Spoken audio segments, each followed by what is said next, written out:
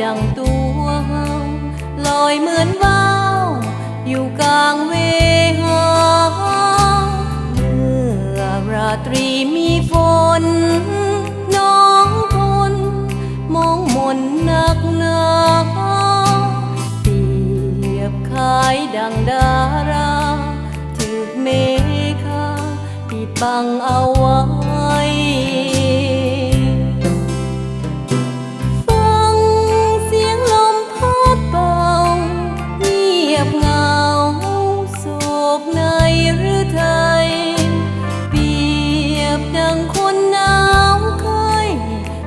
ห่วงอายอยู่ทุกเวลาเมื่อราตรีมีจันทร์นั่งฝันใจล่องลอยหาเมื่อได้อายกลับมาความโศกาคงสิ้นจากใจ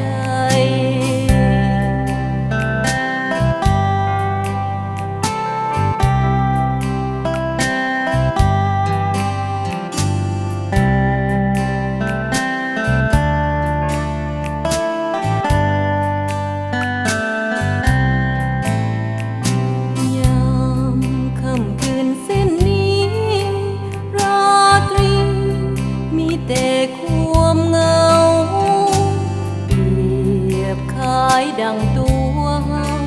ลอยเหมือนว่าวอยู่กลางเวหาเมื่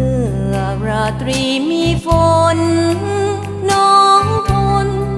มองมนหนักหนาเปรียบคล้ายดังดาราถูกเมฆาปิดบังเอาไว้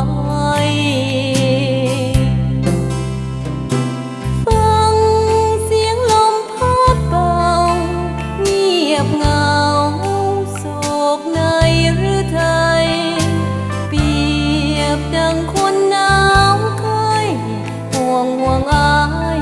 อยู่ทุกเวลาเมื่อราตรีมีจันทร์นั่งฝันใจล่องลอยหาเมื่